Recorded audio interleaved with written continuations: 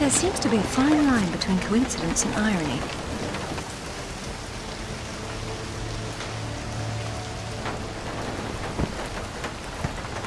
You sure about that map? Unfortunately, there was some nonsense about the discovery of the real King Arthur's tomb here years ago, soon discredited.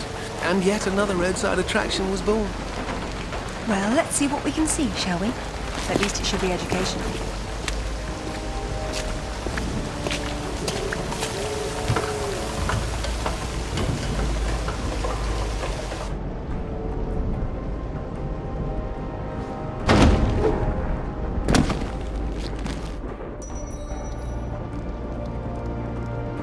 Either housekeeping should be fired, or no one's been inside for months.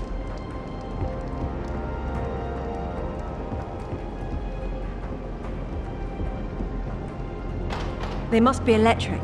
I'll have to find the power main. The place is locked up pretty tight on the ground floor. Probably have to try up higher.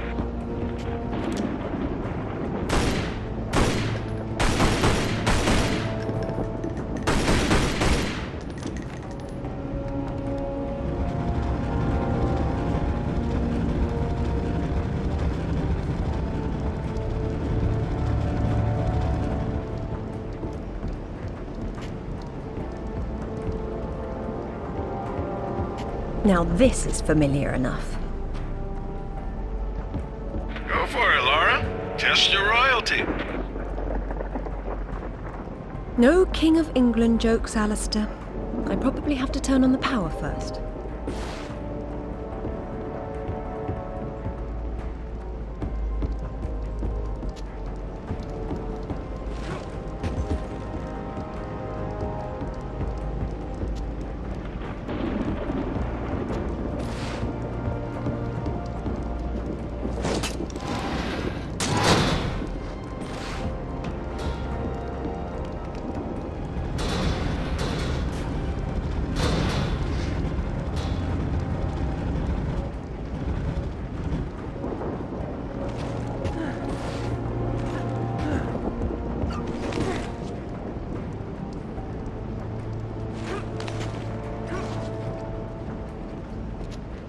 This place has seen better days. It's been condemned since the death of the owner, one Professor Worth. I shudder to think that at one time he had students.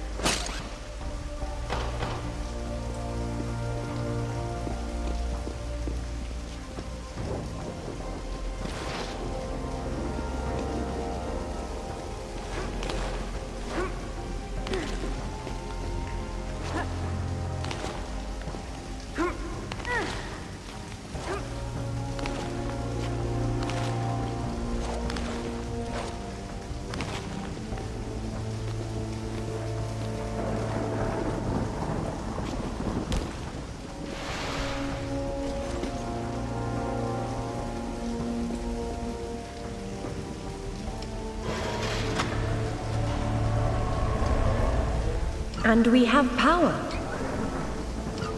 Hey, now that the power's on, maybe you can go back and pull out Excalibur. It's not Excalibur! The sword and the stone and Excalibur were two different bloody swords! Arthur got Excalibur after the sword and the stone broke in his battle with Valinor! Oh, good grief, nobody gets it straight! That's because nobody cares. Boys. Sorry.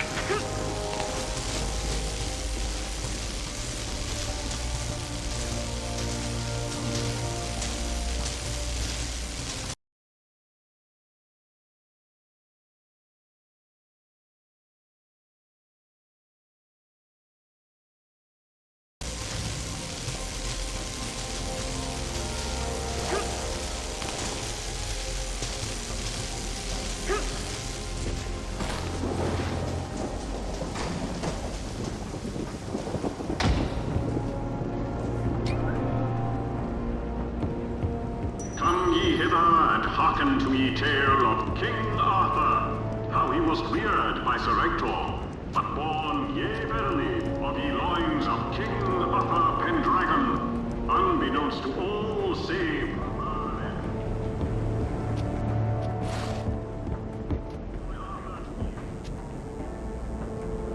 Enter, once and future king. Merlin deems you worthy. The real Merlin would roll around in the mud and bark at you, and I'm being generous by calling it mud. There's no difference between stupid and charming with you, is there?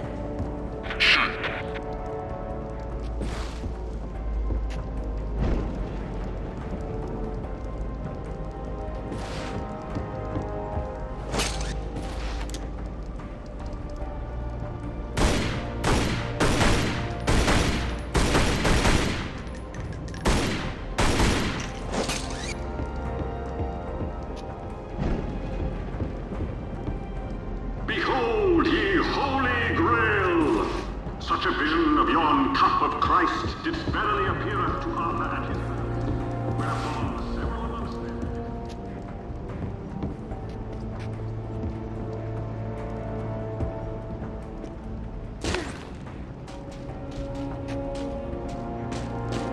Though Galahad did see the grail, and yea, his heart was burdened muchly.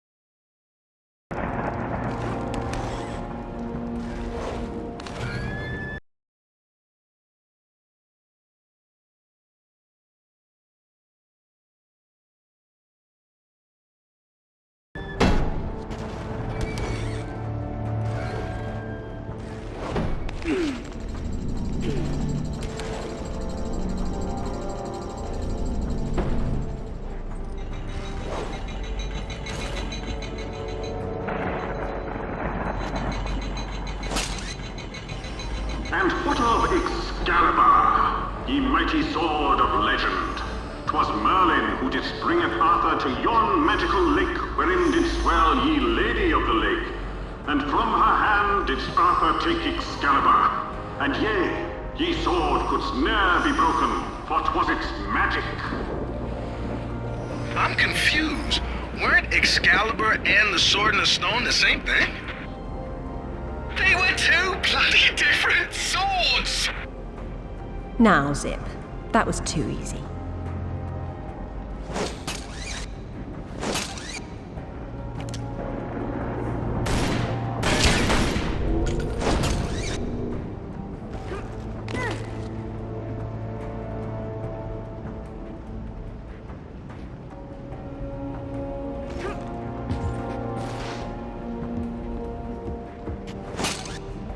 For hours didst Arthur and Mordred hackle upon Salisbury Plain.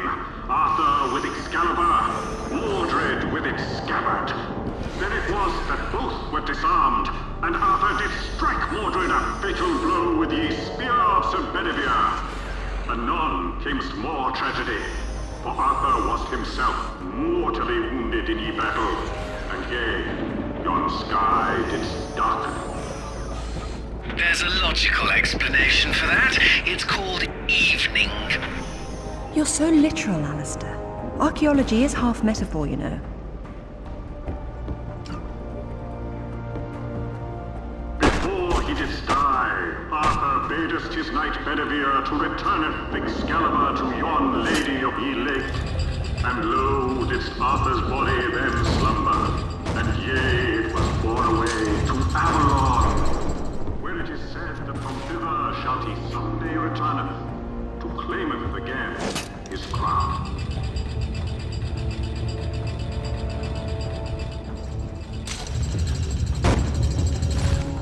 Well, if he went to Avalon, then whose tomb's supposed to be here? Maybe the grunting Saxon or the Roman fascist that Alistair believes the whole legend was built around.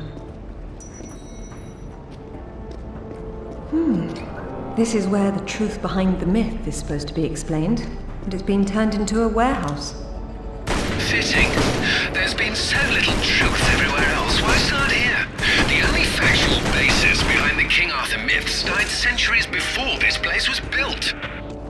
Give Professor Worth some credit. If he had to close an exhibit for renovations, at least he picked the most boring one.